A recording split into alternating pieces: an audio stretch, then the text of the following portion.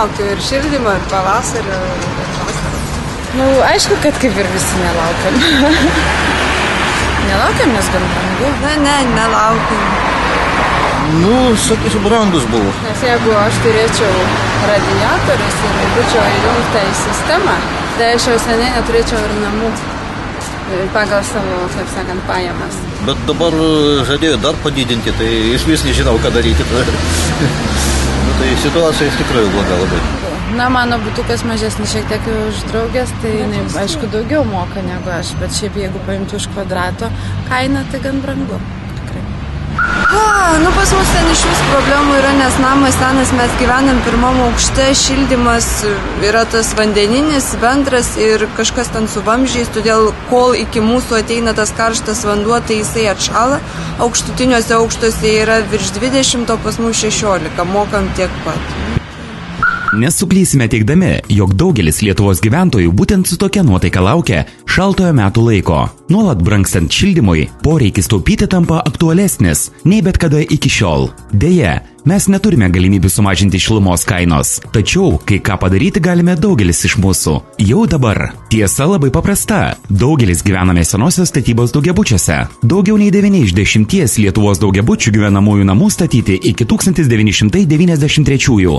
Specialistų teigimu, pagal tarybinius standartus statyto namo sienų šilumos varža buvo 5-keriopai mažesnė nereikalaujama dabar. Be to, namai sensta ir ilgainiui vis blogiau laiko šilumą. Kalbant paprastai, daugybę pinigų kasmet išleidžiame paprasčiausiai šildydami orą lauke. Jokios abejonės nėra, kad vis tik tai modernizacija yra naudinga, tai sugalvojo ne mūsų politikai, ne mūsų verslininkai. Taip yra daroma visame pasaulyje mūsų klimato zonoje. Aš tyriau tą namą, žinot, prieš modernizaciją ir po modernizacijos. Reiškia, sutaupome per suvartojimą namo šildymui perpus mažiau. Temperatūra gyvenamose patalpose yra normali. Iki modernizacijos teko aptikti nemažai ir pelėsinių grybų, pelėsinių sienų ir blogai išvėdintas patalpas. Anglies dvideginio koncentracija buvo ženkliai didesnė prieš modernizaciją, kadangi žmonės taupydami šilumą užsandarindavo langus, nevėdindavo, tai tas komfortas buvo prastas. Visi šie šilumos nuostoliai reiškia pinigus. Skaičiuojama, kad praėjusią žiemą neatnaujinto namo gyventojai už 60 kvadratinių metrų buto šildymą vidutiniškai mokėjo 356 litus per mėnesį.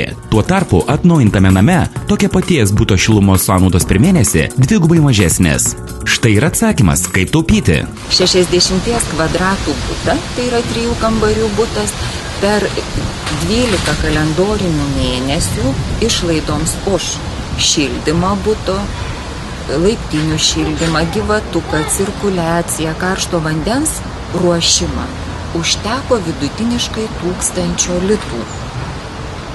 Na, o jeigu kalbėtume apie tai, ką mums padeda taupyti naujosios technologijos, sakykime, saulės kolektorių sistema, tai skaičiai būtų dar įspūdingesni, nes Liepos mėnesį už cirkuliaciją, gyvatuko ir karšto vandens ruošimą būtų vidutiniškai tektų mokėti maždaug 14 litų. Tada, kai žmonės visiškai nebetaupo, kai džiaugiasi šilumą ir, sakykime, karštą vandenį naudoja pagal poreikius, nes nusimaudyti yra visiškai nebrangu, gera, miela ir vonios pilnos prikaitinimas kainuoja maždaug 40-50 centų. Šis namas Panevėžyje tampa naujų standartų ūkiškiams Lietuvos gyventojams. Čia šilumai gaminti pasitelkiama netgi saulė. Ant pastato stogo sumontuoti saulės kolektoriai, leidžiantis itin pigiai ruošti karštą vandenį. Kiekvienas gyventojas turi galimybę šildymą reguliuoti pats. Atnaujintų daugiabučių gyventojų namų bendrijų pirmininkai pripažįsta, kad namo modernizacija daug žinių bei dėmesio reikalaujantis darbas. Tačiau paklausę, ar rezultatas buvo vertas pastangų, paprastai sulaukime pasiūlymo žvilgtelėti į skaičius. Taip, aš pats asmeniškai, reiškia, gyvenu 71 kvadrato bute, 10 metų sausį mokėjau 435 litus, sekančiais metais jau renovacijos metu už tą patį plotą mokėjau 68 litus. O 12 panašiai 66. Tai reiškia, renovacijos metu jau buvo apšildyti sienos, pakeisti iki šildymo sezonas, visa šildymo sistema buvo pakeista ir mums statybininkai jau pradėjo iš karto davė efektą, nes nebaigs renovacijas. Suprantama, daugelis bendrijų neturi lėšų reikalingų namui atnaujinti, tad jų tenka skolintis iš banko. Specialistai pripažįsta, daugelis gyventojų nuogąstauja, jog teks mokėti ir už šildymą, ir bankui. Tačiau statistika liudija, kad nerimauti neverta. Skaičiuojama, kad vieno buto šeimininkas atnaujintame name, mokėdamas ir už šildymą ir grąžindamas paskolą bankui, sumoka gerokai mažiau nei seno namo gyventojas, mokėdamas vien tik už šildymą. Paimta paskola man per mėnesį duoda prievolę bankui grąžinti kreditą ir palūkanas maždaug 170 litų. Jeigu aš susumuočiau visų metų išlaidą šildymui, tą 1000 litų, 2000 litų atiduodamos kreditui ir palyginčiau su ta pinigų suma, kurią man reiktų sumokėti, jeigu nebūtų atlikta renovacija.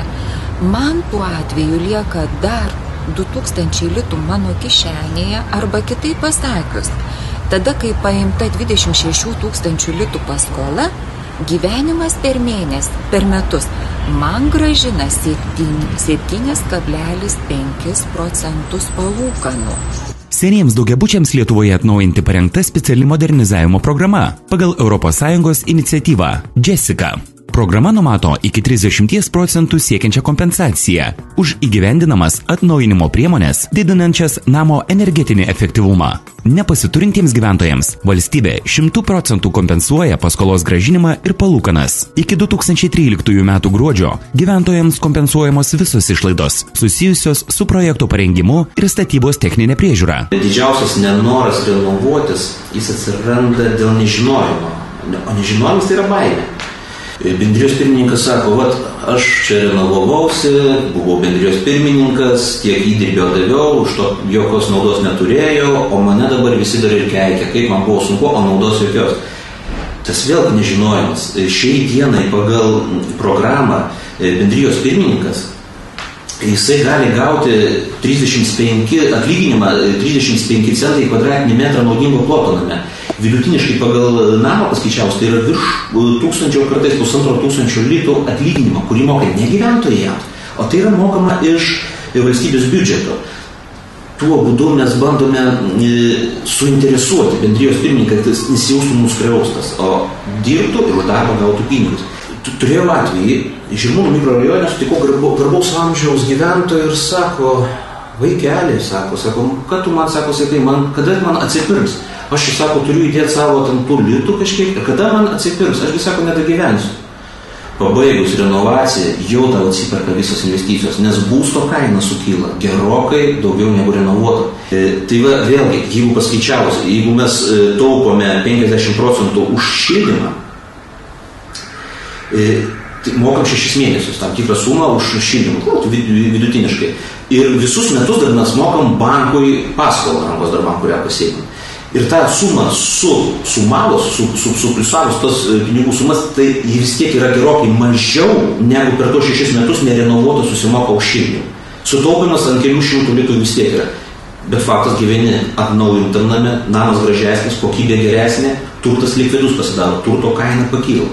Tai visų pirma, nauda renovacijos yra pačio gyventojo. Pagal daugiabučio atnaujinimo programą finansuojamas namo apšiltinimas, cokolio apšiltinimas, langų pakeitimas ir balkonų įstiklinimas, šilumos sistemos keitimas. Visos šios priemonės leidžia sutaupyti nuo 50 iki 70% šilumos. Vadinasi, gyvensite šilčiau, jaukiau ir taupiau. Tačiau tai toli gražu ne visi privalumai. Jeigu kalbėti apie renovacijos įtaką turto vertai, tai be abejo yra didžiulė, nes jeigu kalbėti, tarkim, apie didmiesčius, Vilnių, Kauną, Klaipėdą, ten kainų lygis yra pakankamai aukštas ir, tarkim, renovuotame name, tokiame sename daugiabutyje atlikusio renovaciją, atlikus apšildymo, būtų vertė, paprastai išauga apie 15-20%. Čia, kaip minėjau, šiuo atveju kaina šokteli, jau tikrai ne 20, ne 30%, bet gali šoktelti netgi ir kartais, jeigu tas namas yra mažesnių kainų zonoje. Tai vis dėlto pirkėjai, rinkdamiesi būstą, jie žiūri įvairias charakteristikas, tiek ta prasme į pragmatinius dalykus, kuriuos galima išmatuoti, tai yra, kiek galima mokėti už šildymą, Na, ar apskritai būti yra šilta, nes, na, šildymos aspektas yra viena pusė, ta prasme, kad tiesiog galima mokėti pigiau šildymą, iš kitos pusės nerenovuotose namuose, mokant didelės sąskaitas už šildymą, nėra visai šilta gyventi. Na, vis dėlto, jeigu didmiesčiuose žmogui norinčiam gyventi kokybiškame būste yra dar alternatyva, tai yra, na, vyksta daugiabučių namų statybos, ypač Vilniuje, Kaune, Klaipėdoje galbūt šiek tiek apstojusios, keli namai išdygę yra ir Šiauliuose ir Panevėžyje, tai kalbant apie mažus miestelius, praktiškai naujos statybos nėra, nes jeigu žmogus nori gyventi kokybiškame name, vienintelis kelias jam yra renovuoti būstą. Daugiabučių modernizavimo privalumus įvertina vis daugiau Lietuvos gyventojų. Jau atnaujinta 500 senų daugiabučių. Dar 300 investicinių projektų šiuo metu ruošiami. Pagerėjusi gyvenimo kokybė, mažesnės sąskaitos už šildymą, išaugusi būsto vertė. Dabar pats tinkamiausias metas atsinaujinti.